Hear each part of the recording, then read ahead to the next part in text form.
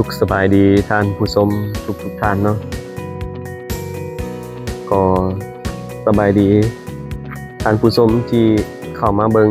คลิปวิดีโอนี้เนาะยินดีต้อนรับท่านผู้ชมทุกท่านเข้าสู่ช่องสวนเกษตรและท่องเที่ยวเมืองลาว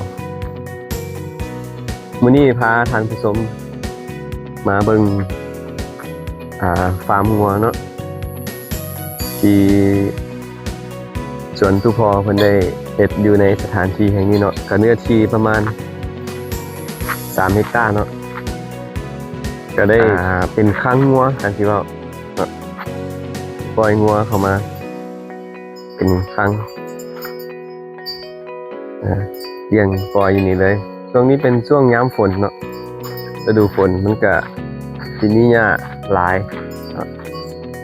อยู่นี่นี่ก็แม่นพอพันธุ์เนาะพอพันธุ์ตัวนี้มัน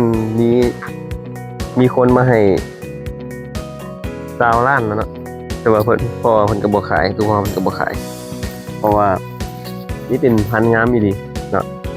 ซึ่งเป็นพันธุ์ซอดงัวซนเนาะงัวพันธุ์งัวซนกันของลาวสูงนะเนาะของไอ้น้องลาวสูงที่งัวอยู่ในนี่แหละคือพ่อของงัวตัวนี้นี่มันว่าเป็นงัวลาวสูงแท้เนาะเป็นงัวซนแท้ที่ก็ต้องมาเลี้ยงปนกันช่วงยามแล้งก็ต้องปล่อยเนาะปล่อยงัวปล่อยสะปล่อยทรายตามทุ่งไร่ทุ่งนาแหละมันก็เลยมาผสมพันธุ์กับงัวของทุกพอเกิดได้ลูกเกิดออกมาก็เป็นหมอนี่เลยนี่ลักษณะมันนี่เป็นพอพันธุ์เลยรวมสมบูรณ์ด้วยพีเนาะช่วงนี้ยามฝนมืดหญ้ากินเลยนี่จะเป็นพอพันธุ์ได้เลยเนาะงัวตัวนี้นี่ก็แม่นรอบๆนี่ก็แม่นงัวเนาะพี่น้องเนาะนอกจากงัวแล้วก็ทุกพอก็เอาแบะมาปล่อยใส่แล้วก็มีไก่ปลาน้ำโอ้นี่หน่อยทั้งโพน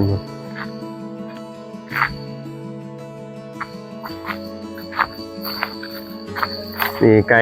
ที่พี่น้องเห็นนี่เป็นไก่ปลาด้วยนี่ปล่อยตามธรรมชาติเลยเนาะนี่ให้อยู่นะนี่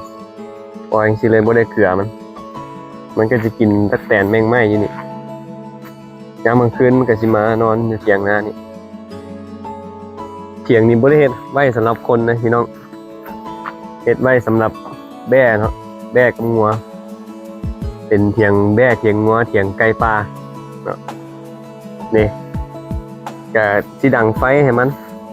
เวลาที่ฝนตกงัวกับแบ่ก็สิมาต้นโฮมอยู่นี่แล้วก็สิมาฟิงไฟอย่างนี้เนาะยามค่ำกลางคืนก็สินี่เป็นกองไฟไว้นี่เลยให้มากับแบ่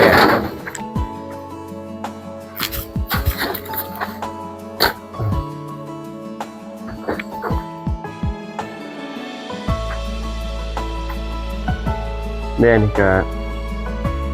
เริ่มลายขึ้นแล้วเมื่อก่อนมี2-3 ตัวนี่ก็ลายขึ้นแล้วของแม่แท้ลูก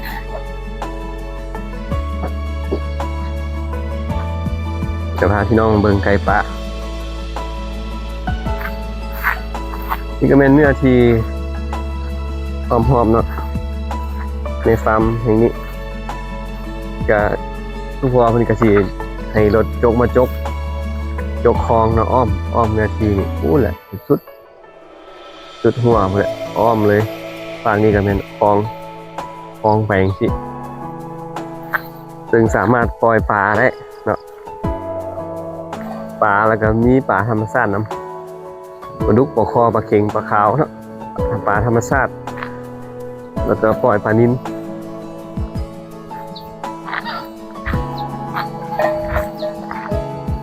นี่เป็นบรรยากาศค่อยค่ำยามแรงพี่น้องบ้านเฮาบรรยากาศบ้านเฮาทางงัว น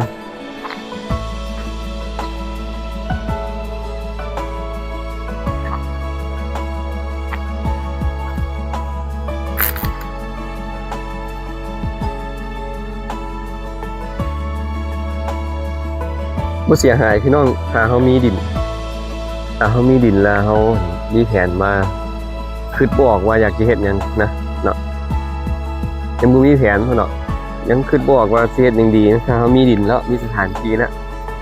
ข้าพเจ้าแนะนำเลยซื้องัวมาปล่อยใส่พี่น้องเอาล้อมหัวดีๆเนาะนี่เดือนนี้แม่นว่าจะล้อมน้ำมักจับแล้วก็เอาตะนางกำตามะกอกมาใส่เนาะเบิดเลยลงทุนหลายเติบอยู่ถ้าเขามีเนื้อที่หลายก็ได้ลงทุนล้อมหัวหลายๆหลังจากที่เขามีหัวแล้วเขาสามารถเอาสัตว์เลี้ยงเนาะโดยเฉพาะเป็นงัวเนาะงัวหรือว่าแบะเนาะมาปล่อยซะเลยเนาะแล้วก็ต้องเบิ่งว่าหญ้ามันมีบ่พื้นที่เขา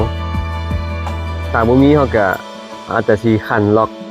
ปลูกหญ้าเนาะไว้จากตอนเด็กส่วนหนึ่งปลูกหญ้าอ้อมหัวปลูกหญ้าไว้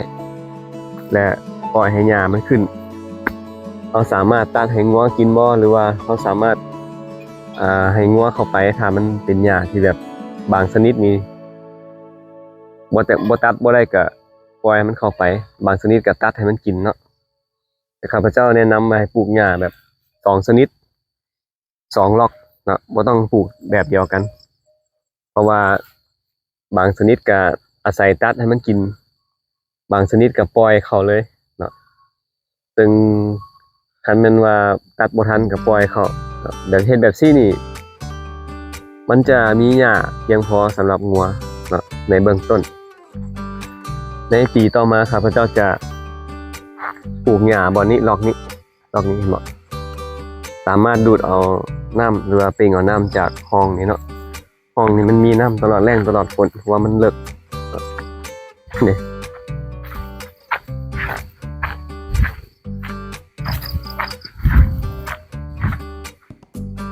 นี่แหละห้องนี้มันสุดสายตาคนยาวคนพุ่นอ่ะเนาะตัวพอปลูกต้นกล้วยใส่งามนะได้นี่พี่น้องนี่ปลูกต้นกล้วยเลาะแก้มหนองซานี่แก้มห้องนี่พูดแต่คูพุ่นแหละตามคูพูดอยู่สุดสายตาพุ่นแหละเป็นต้นกล้วยหมดเลยต้นกล้วยแล้วต้นกล้วยตัวพอมแล้วดังนั้น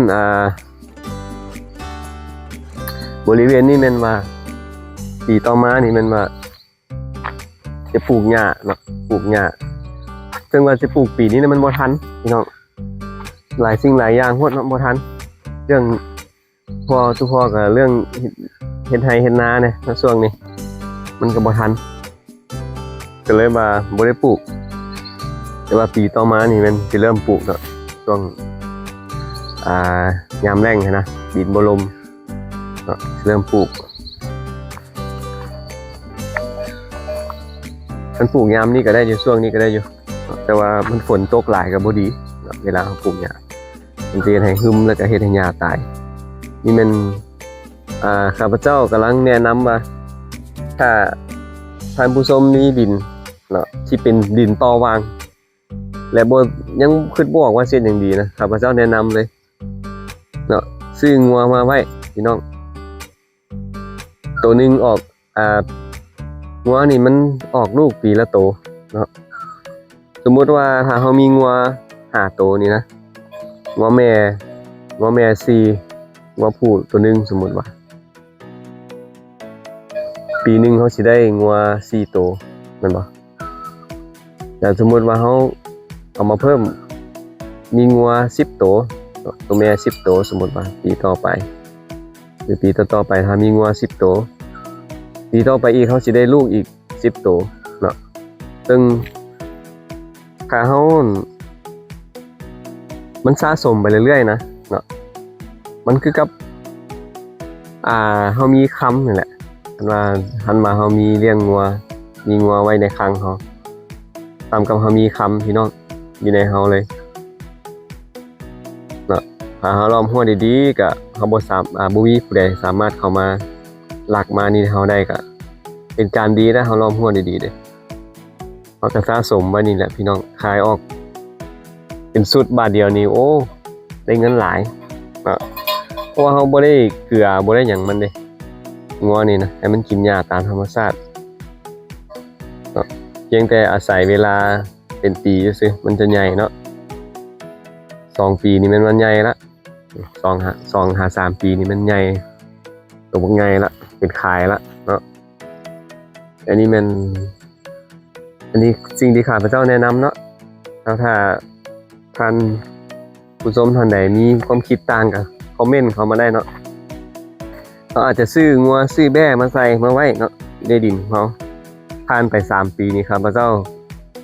เชื่อแน่เลยว่าท่านจะมีงัวเพิ่มขึ้นเนาะบ่หลายกันหน่อยนี่มันเริ่มต้นงัวพอข้าพเจ้านี่เริ่มต้นจะ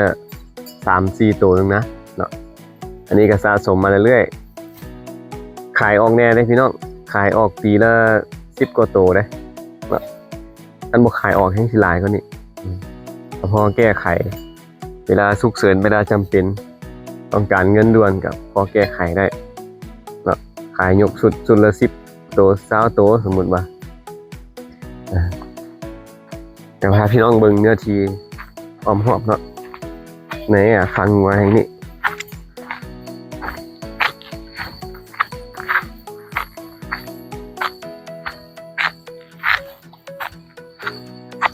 มีป่าบ้อนครับ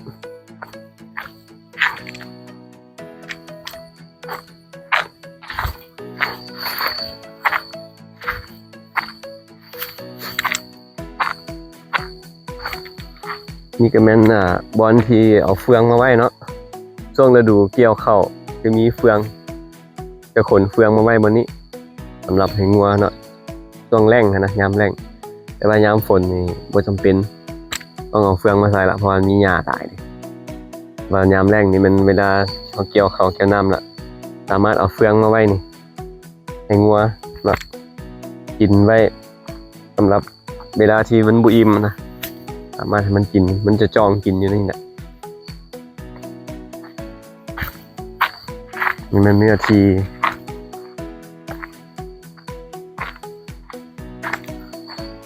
ล้อมรอบพี่น้องเนาะ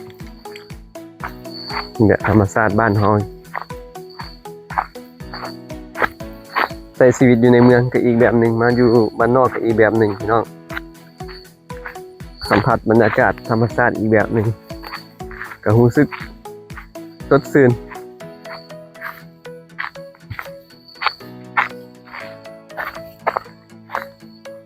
ตะกี้แม่นว่าตุพอเราคู่นี่นะลงทุนประมาณ$300เนาะ$300ปลูกซื้อเบี้ยบักข้าวเนาะต้นบักข้าวเตี้ยต้นบักข้าวไฟพันเตี้ยนะมาปลูกอ้อมเบิดนี่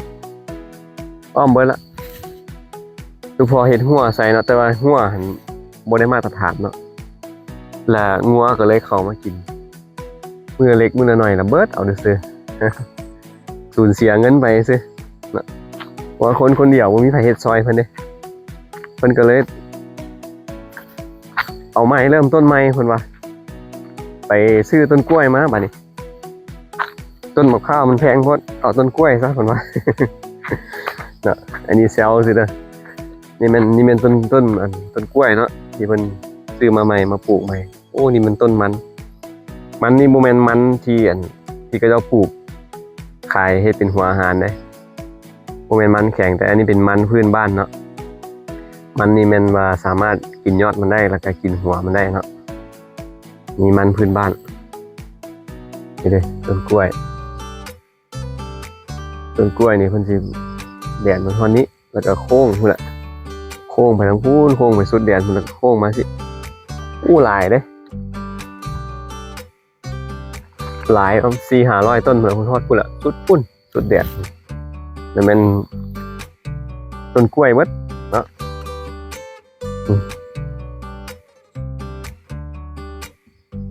เนาะพี่น้องก็สิประมาณนี้เนาะสำหรับคลิปนี้ก็พาพี่น้องมาเบิ่งสำหรับฟาร์มของตู้พอเนาะเบิ่งคร่าวๆสำหรับเนื้อที่หรือว่าฟาร์มของตู้พอแล้วก็คำแนะนำเกี่ยวกับว่าอย่าลืมว่าผู้ใดมีดินพี่น้องดินอยู่แถวนอกแถวนาสามารถซื้องัวมาปาไว้เนาะ แต่ก็มีงบประมาณนี่ก็ล้อมหัวก่อนเนาะนี่ล้อมหัวใส่น้ำมักจับใส่นางตามะกอกเนาะทีนี้แล้วก็ปล่อยงัวเขาเลยตึงเขาบ่ได้มาเฝ้ามันนะปล่อยเขานี่แหละ